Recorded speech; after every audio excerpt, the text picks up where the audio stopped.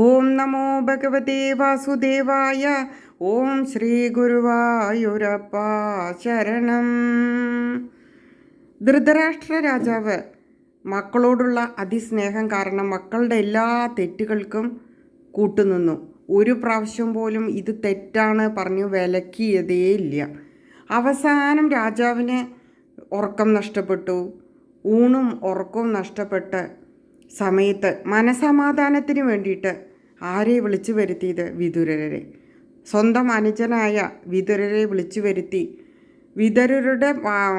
വിതുരർ മനസമാധാനത്തിനുള്ള വാക്കുകൾ ചോദിക്കുകയാണ്.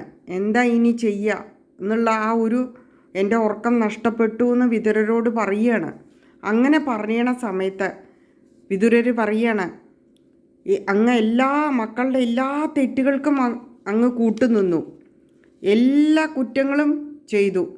ദുര്യോധനൻ കുടുംബത്തെ നശിപ്പിക്കാൻ വന്ന മകനാണ്.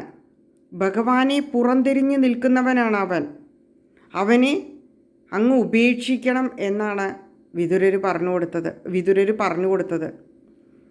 ഇത് പറഞ്ഞു കൊടുക്കുമ്പോൾ രാജാവിന് വളരെ സങ്കടമായിരുന്നു. എന്താ വെച്ചാൽ മക്കളോട് അതിഭ്രമമായിരുന്നു. മക്കൾ എന്ത് തെറ്റ് ചെയ്താലും അതിന് കൂട്ടു നിൽക്കുകയാണ്. അതിഭ്രമം കാരണം.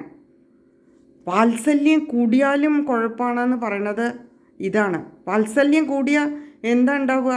പിന്നെ നമ്മുടെ ഉറക്കം നഷ്ടപ്പെടുകയാണ്. നമ്മൾ ചെയ്യാൻ പാടില്ലാത്ത തെറ്റുകൾ ചെയ്യാൻ സമ്മതിച്ചിട്ട് പിന്നെ അത് ചെയ്തു കഴിഞ്ഞാൽ നമ്മൾ ഉറക്കം നഷ്ടപ്പെടുകയാണ് നമ്മുടെ. ഇതിന്നൊക്കെ നമുക്ക് കുറേ പഠിക്കാനുണ്ട്. ഇങ്ങനെ തെറ്റ് ചെയ്യുമ്പോൾ ആ സമയത്ത് പറയാതെ പിന്നെ നമ്മൾ പറഞ്ഞ് അതിനെ പറ്റിയിട്ട് വ്യാകുലപ്പെടുന്ന സമയങ്ങളായിരിക്കും പിന്നെ. അപ്പോൾ ഭഗവാനെ പുറംതിരിഞ്ഞ് നിൽക്കുന്നവനെ ഉപേക്ഷിക്കാനാണ് പറയണത്.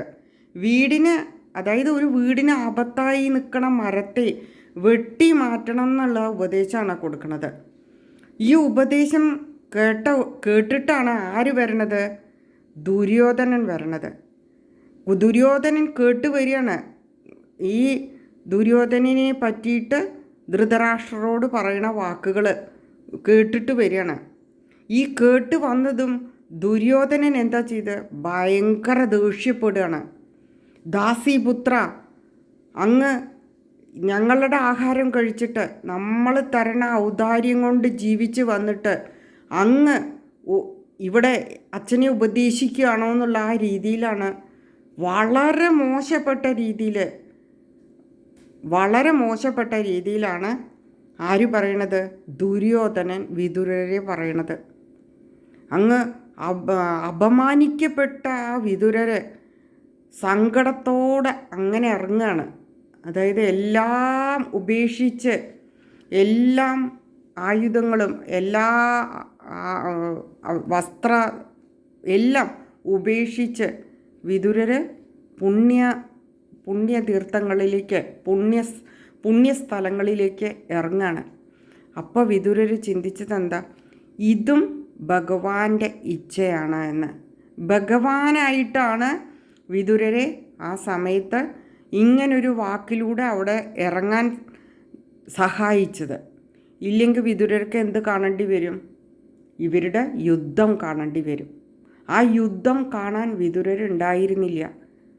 അപ്പോൾ അതും ഭഗവാന്റെ ഹിതം പോലെയാണ് വിതുരർ സ്വീകരിച്ചത്. ഇതിന്ന് നമുക്ക് മനസ്സിലാക്കാൻ എന്താ? ഭഗവാന്റെ ഹിതമാണ് എല്ലാം സംഭവിക്കുന്നത്. നമുക്ക് ചെയ്യാൻ പറ്റുന്ന കാര്യം തെറ്റുകളെ തെറ്റ് എന്നും ശരീനെ ശരി എന്നുള്ളത് പറയാമെന്ന് മാത്രമാണ്. ബാക്കി ഭഗവാന് വിട്ടുകൊടുക്കുക.